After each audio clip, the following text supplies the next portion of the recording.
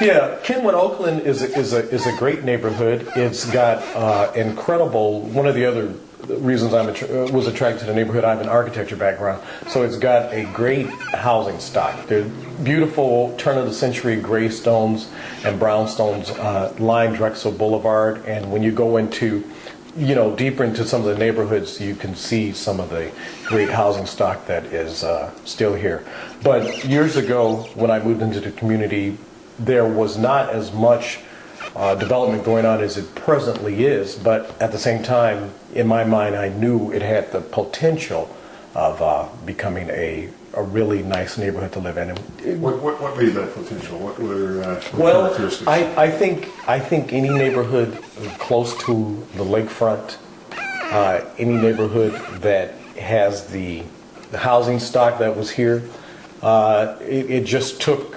Then there's plenty of people that have never left the neighborhood because they've always known it to be a beautiful neighborhood and always realized the potential of it coming back to that. So they've stayed.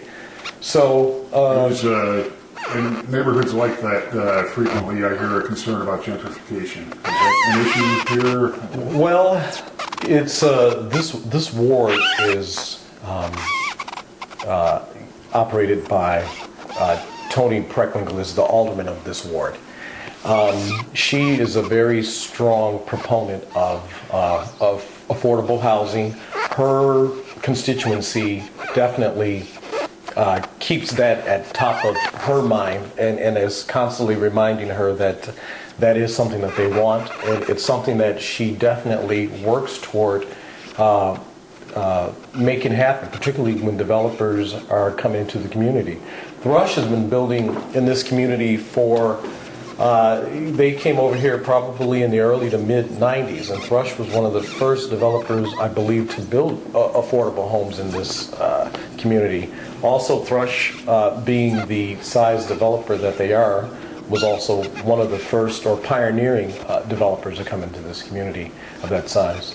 Is there any affordable component in jazz as there is in some of the mixed Yes, there is. Yes, there is. Definitely, what I would say is that any time that you're building a large-scale development such as this, in particular coming south, the land was probably, some of it's probably owned by the city, some of it's probably owned by the Chicago Housing Authority. So it basically is something that developers have to keep in mind as a requirement to provide affordable units.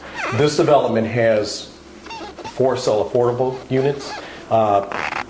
Buyers had to meet. Are there any of those still available? Well, there's one affordable unit left, but it's not going to last very long. And that's subject to an income limitation? It's subject to income limitations, absolutely. I believe that the buyers have to fulfill the 120% of medium income guidelines that the Department of Housing has set forth. We also have units in the development that are rentals that are owned by the Chicago Housing Authority and managed by Heartland Alliance. So this is a community that's very integrated as far as a mix of incomes, a mix of housing types. That seems to have been working well so far in a number of the developments. Yeah, well, you know what? The interesting thing about Jazz on the Boulevard is that the affordable units, the rental units, the market rate units, they're all integrated into the development. Basically, they're indistinguishable from each other. So this is I believe, one of the first developments where the units have actually been integrated as part of the buildings. A rental person lives next door to a market person who lives below a for-sale affordable person. So when you walk through the development, you really can't tell what is what. And for that reason, I think a lot of buyers have been very comfortable buying here. That's even an attraction for some people, isn't it? Yeah, absolutely. You know, there are people that are definitely proponents of equal housing for all types of folks at various income levels and background levels, and sometimes they ask me that question when they come into the sales center without me even bringing it up. But it definitely, I think, works to our advantage. I think it also tells a lot of people that Thrush is a socially conscious developer. You know, what I find is I go around Chicago and I go to all pockets of it. A lot of people believe in diversity in the abstract. Mm-hmm. But when you get out and you actually experience it in Chicago, it's a wonderful thing. Mm-hmm. Well, one thing I have to say about this development, it has attracted people from literally all over the world, as well as all over the city of Chicago. Jazz on the Boulevard is almost like an international village. We have people from Bali, we have people from London, we have people from India, we have... How much of that's due to the proximity to University of Chicago? Is that, well, you know something, the interesting thing is those folks that maybe I'm naming off specifically have nothing to do with the University of Chicago. You know, as a matter of fact, they are bankers or architects that work downtown and in the western suburbs. We also have a contingency of homeowners from Africa, Ethiopia, Kenya. So it's really a very, very diverse community. A lot of buyers are coming to Jazz on the Boulevard because they realize the value of the housing value, and our price points are, considerably affordable when you compare them to the downtown or the north side of the city. If you were not the developer of the project, the site developer, and you were just back putting your architecture hat on, criticize the architecture for me. Criticize the architecture for you? Well, the nice thing about the architecture, Joe, that I can appreciate is the scale of the architecture. The sizes of the buildings are very large, the envelopes. When you place them next to existing buildings or compare them with buildings across the street, the old graystones and adjacent to them, they have great scale. So I think that that's very important. There's also a lot of nice limestone detailing that they pick up from some of the older buildings on Drexel Boulevard. One thing that I think is important to a development is the landscaping. This is a relatively new development, so it's 2 years old.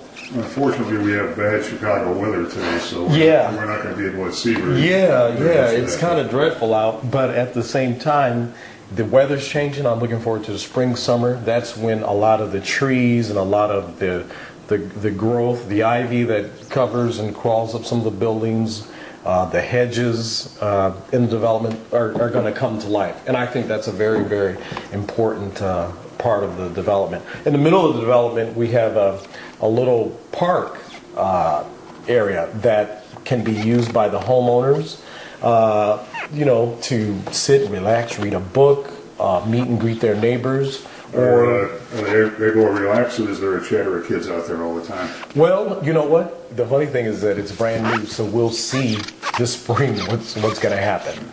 We shall see. But I think that the nice thing about it is in the middle of the development, and some of our homeowners with smaller children will feel safe, or feel good about letting their kids play in the middle of the park. There's no heavy driving or car traffic or anything like that. The development is basically surrounded by decorative wrought iron fencing. So it's not a heavy traffic or cut-through type community. Even though the street is public, it's somewhat private because the only folks that drive back here are homeowners going into their garages or their parking spaces. So I think people will feel safe about letting their kids, walk themselves over to the park area there and playing.